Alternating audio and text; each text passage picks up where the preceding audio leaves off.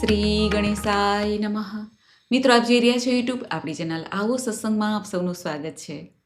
મિત્રો, આજે છે ફાગણ માસના કૃષ્ણ પક્ષની પાપમોચની એકાદશી, જે સર્વે પાપોને હરનાર આ એકાદશી હોય. ભગવાન નારાયણની પૂજા ઉપાસના કરીને ભક્તો વ્રત ઉપવાસ કરે છે, દાન પુણ્ય કરે છે. તેવી આ શુભ અને મંગલકારી એકાદશી એટલે પાપમોચની એકાદશી. આજે આપણે આ એકાદશીની વ્રત કથા સાંભળીશું. જો આપને આ વિડીયો પસંદ આવે તો લાઈક કરજો, શેર કરજો. આપ આ ચેનલ પહેલી વખત જોઈ રહ્યા છો તો સબસ્ક્રાઈબ કરી લેજો, જેથી આવનાર નવા વિડીયોની માહિતી આપ સુધી તુરંત પહોંચી શકે. ધન્યવાદ. શાંતાકારમ ભુજગશયનમ પદ્મનાભમ સુરેશમ વિશ્વાધારમ ગગનસદૃશમ મેઘવર્ણ શુભાંગમ લક્ષ્મીકાંતમ કમલનયનમ યોગીભીર્ધ્યાનગમ્યમ વંદે વિષ્ણુ ભવભયહરમ સર્વલોક એકનાથમ. બોલો ભગવાન લક્ષ્મીપતિ નારાયણની જય, એકાદશી મૈયાની જય. મિત્રો, એકાદશી એટલે 11મી તિથિ, જે ભગવાન શ્રી નારાયણને સમર્પિત છે. કહેવાય છે કે જ્યારે ભગવાન નારાયણ ચિર નિંદ્રામાં પોઢેલા હતા, ત્યારે દૈત્યોથી નકારાત્મક એનર્જીથી રક્ષા કરવા માટે પ્રભુના શરીરમાંથી જ એકાદશી મૈયા પ્રગટ થયા હતા, જે સિંહવાહિની માતા તરીકે આપણે ઓળખીએ છીએ. તેઓએ અસુરો સાથે યુદ્ધ કરીને ભગવાનની રક્ષા કરી હતી. ત્યારે પ્રભુએ તેમને વરદાન આપ્યું હતું કે જે કોઈ એકાદશીના તિથિના દિવસે વ્રત ઉપવાસ કરશે, મારું એટલે કે ભગવાન નારાયણનું સ્મરણ કરશે, નામ જપ કરશે અને શુભ કર્મ કરશે, દાન પુણ્ય કરશે, એકાદશી તિથિના મહાત્મ્યને સાંભળશે, તેની ઉપર ભગવાન નારાયણ સદૈવ પ્રસન્ન રહેશે. આપણા ઋષિમુનિઓએ સ્વર્ગ, નર્ક આદિ વિચાર ધ્યાનમાં લઈને મનુષ્યને સારા માર્ગે ચાલવા માટે, સારા કર્મ કરવા માટે વ્રત, જપ, તપ, ઉપવાસનું જે સૂચન આપેલું છે, તેમાં એકાદશીનું ઘણું મહાત્મ્ય છે.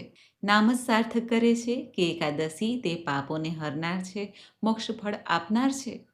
કહેવાય છે ને કે આપણે જ્યારે પ્રભુમય બની જઈએ છીએ, પ્રભુની નજીક આવી જઈએ છીએ, જે ઉપવાસના રૂપે આપણે ઓળખીએ છીએ. ભૂખ્યા રહેવાને ઉપવાસ નથી કહેવાતો, પરંતુ આપણે હૃદયથી, મનથી પ્રભુની નજીક રહીએ છીએ, સત્યના માર્ગ ઉપર ચાલીએ છીએ, ત્યારે પ્રભુનો સાક્ષાત્કાર આપણા હૃદયમાં થાય છે. વિરહની વેદના એટલે કે પ્રભુનું જ્યારે આપણને નામ સ્મરણ ન થાય કે સ્મરણ મનથી ન થાય, ત્યારે વિરહ ઉત્પન્ન થાય છે. જેમ ગોપીઓને ભગવાન શ્રી કૃષ્ણના પ્રેમમાં વિરહ ઉત્પન્ન થયો હતો, ત્યારે આપોઆપ જ આપણા પાપ નષ્ટ થાય છે.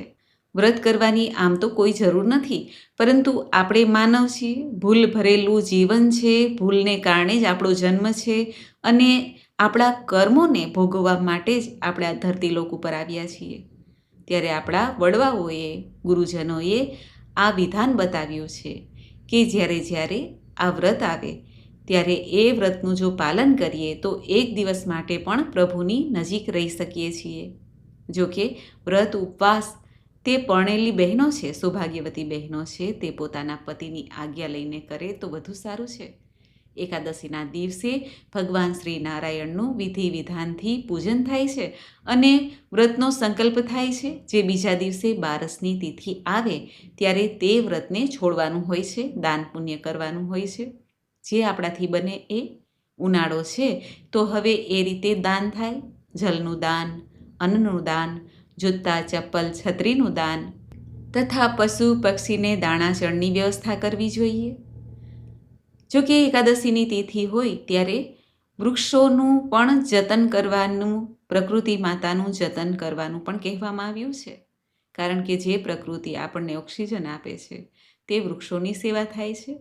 જેમ કે પીપળો છે, વડલો છે, તુલસી માતા છે, તેનું પણ પૂજન થાય છે, જલ અર્પિત થાય છે. આ ઉપરાંત દીપદાનનું પણ ઘણું મહત્ત્વ છે. એકાદશીમાં દીપદાન કરવાથી જીવનમાં રહેલા અંધકાર દૂર થાય છે. જો કે દીપદાન તે પહેલાંના જમાનાનું આ એક ઉપાય છે. અત્યારે લાઇટો છે, પહેલાં લાઇટો ન હતી, એટલે અત્યારે આપણે ઘરમાં લાઇટો પણ કરી શકીએ છીએ, લાઇટનું દાન પણ કરી શકીએ છીએ. પહેલાંના જમાનામાં માત્ર દીવાનું અજવાળું જ ઘરમાં રહેતું હતું, એટલા માટે દીપદાનનું મહત્ત્વ હતું. સમય પ્રમાણે બધા દાનોનું, પ્રકારોનું જે મહત્ત્વ છે તે બદલાતું જાય છે. આ એકાદશીનું વ્રત એવું છે કે સૌ કોઈ એકાદશીનું વ્રત કરી શકે છે, નાના બાળકોથી લઈને વૃદ્ધો સુધી. એકાદશીનું વ્રત તે 3 પ્રકારે થાય છે. એક તો ઉપવાસ કરીને. ઉપવાસ અર્થાત ચા, દૂધ, કોફી, ફલ ફલાદી લઈ શકાય છે, પરંતુ અન્નનો ત્યાગ કરાય છે. અને એક ટાઈમ ભોજન પણ લઈ શકાય છે. જો આપણું શરીર સાથ ન આપતું હોય અને છતાં પણ વ્રત કરવું હોય તો એક ટાઈમ સાત્વિક ભોજન કરાય છે. અને નરણા કોઠે પણ એટલે કે જળ ગ્રહણ કર્યા વગર પણ ભક્તો ઉપવાસ કરી શકે છે. એ સૌની ભાવના, શ્રદ્ધાનો વિષય છે. આમ તો એકાદશીનું વ્રત કરીએ કે ન કરીએ, માત્ર હૃદયમાં પ્રભુનું સ્મરણ કરતા રહીએ અને શુભ કર્મ કરીએ, કોઈની નિંદા કુથલી ના કરીએ, કોઈને જીવનમાં આડા ન આવીએ, કોઈને વિના કારણે પજવીએ નહીં, કોઈને દુઃખ દઈએ નહીં, કોઈને આકરા વચન કહીએ નહીં, અને કોઈનું અહિત કરવાનું હોય ત્યાં આપણો હાથ ન રાખીએ. એથી પણ પાપ તો નષ્ટ થાય જ છે. પાપ બંધાતા નથી અને પુણ્યનો ઉદય પણ થાય છે.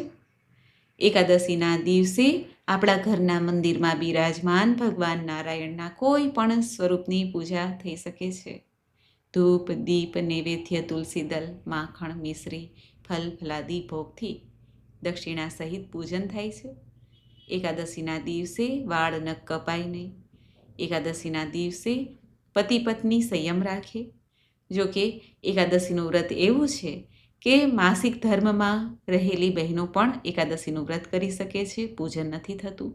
ઘરમાં સૂતક હોય, કોઈનો જન્મ છે, મૃત્યુ છે, જે આપણા હાથમાં નથી, ત્યારે પણ એકાદશીનું વ્રત થઈ શકે છે, પૂજા નથી થતી.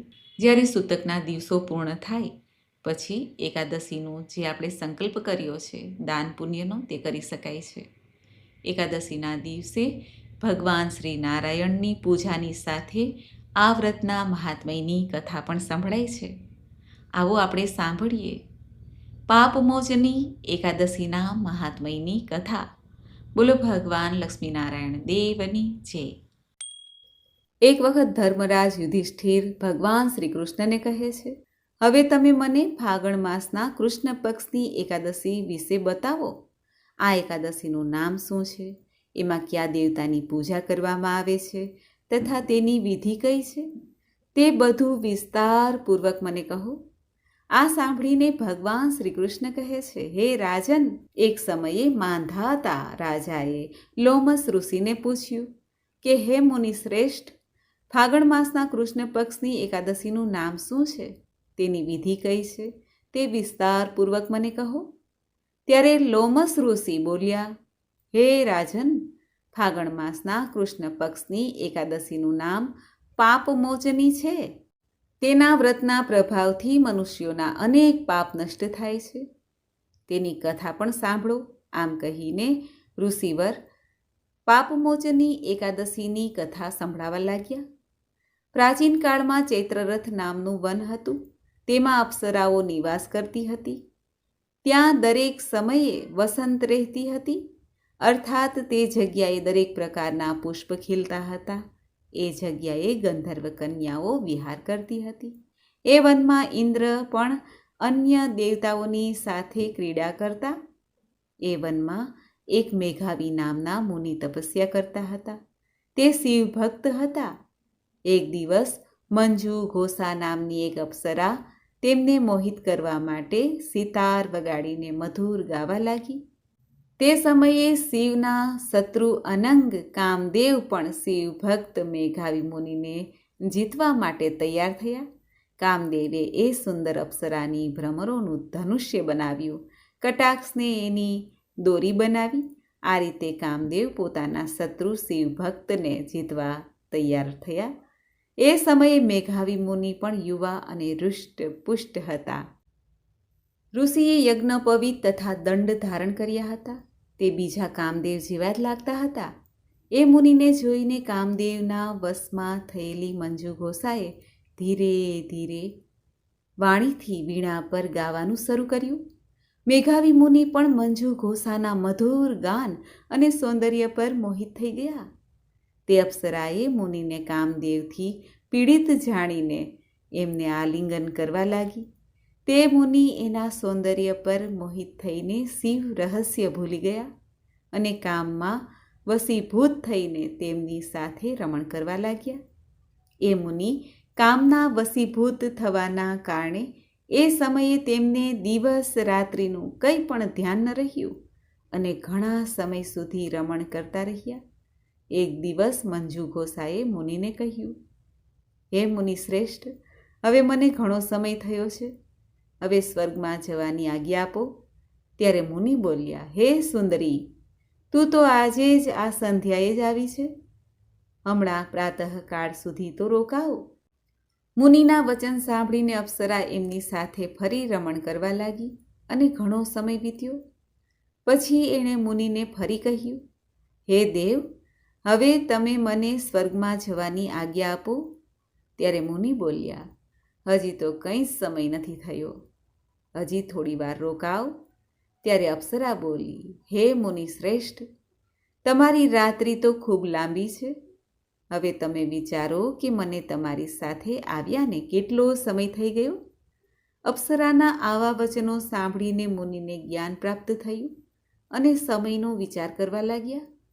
જ્યારે રમણ કરતા તેનું પરિણામ 57 વર્ષ 7 માસ અને 3 દિવસ જ્ઞાત થયું, તો તે અપ્સરાને કાળીનું રૂપ સમજવા લાગ્યા. તે ઘણા ક્રોધિત થયા અને તેણે તપ નાશ કરનારી અપ્સરાની તરફ જોવા લાગ્યા. તેમના અધર કાપવા લાગ્યા અને ઇન્દ્રિયો વ્યાકુળ થવા લાગી. ત્યારે મુનિએ તે અપ્સરાને કહ્યું, હે દુષ્ટા, હે પાપીની, મારા તપને નષ્ટ કરનારી, તું મહાન પાપી અને દુરાચારી છો, તને ધિક્કાર છે, તું પિશાચીની બન. એ મુનિના ક્રોધયુક્ત શાપથી તે અપ્સરા પિશાચીની બની ગઈ. ત્યારે તે બોલી, હે મુનિ શ્રેષ્ઠ, હવે તમે ક્રોધ ત્યાગીને પ્રસન્ન થાઓ અને આ શ્રાપનું નિવારણ કરી આપો. વિદ્વાનોનું કહેવું છે કે સાધુઓની સંગતિ સારું ફળ આપે છે, તો મેં તમારી સાથે ઘણા વર્ષ વ્યતીત કર્યા છે, તેથી તમે મારા પર પ્રસન્ન થઈ જાઓ. ત્યારે મુનિને થોડી દયા આવી અને શાંતિ પણ મળી. મુનિ એ પિશાચીનીને કહેવા લાગ્યા, હે દુષ્ટ, તે મારું ખૂબ ખરાબ કર્યું છે, તો પણ હું શાપથી છૂટવાનો તને ઉપાય બતાવું છું.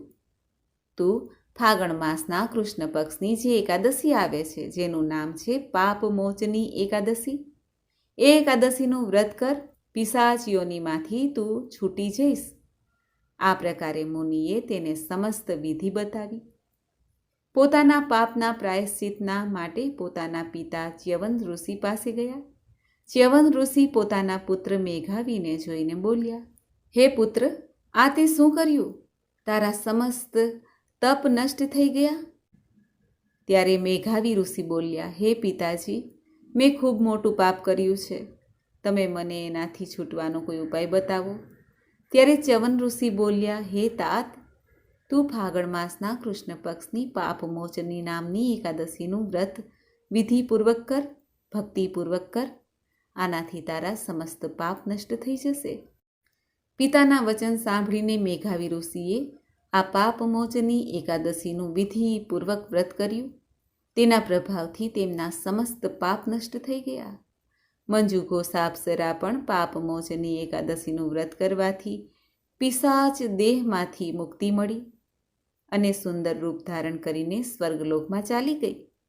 લોમસ ઋષિ માંધાતા રાજાને કહે છે, હે રાજન, પાપમોચની એકાદશીના વ્રતનો એવો પ્રભાવ છે, જે મનુષ્ય આ લોકમાં એ વ્રત કરે છે તેનું જે કંઈ પણ પાપ હોય તે નષ્ટ થઈ જાય છે. આ કથાનો પાઠ કરવાથી, શ્રવણ કરવાથી 1000 ગોદાનનું પુણ્ય પ્રાપ્ત થાય છે. બ્રહ્મ હત્યા કરનાર, સુવર્ણની ચોરી કરનાર, મદ્યપાન કરનાર અને ગુરુની સ્ત્રી સાથે ગમન કરનાર જો આ વ્રત કરે તો સર્વે પાપમાંથી છૂટી જાય છે. આ વ્રત અતિ ઉત્તમ છે, કારણ કે ઘણું પુણ્ય આપનાર છે. એ પ્રમાણે ભવિષ્ય પુરાણમાં ફાગણ માસના કૃષ્ણ પક્ષની પાપમોચની નામની એકાદશીની કથા કહેવામાં આવી છે. બોલો લક્ષ્મીપતિ નારાયણની જય.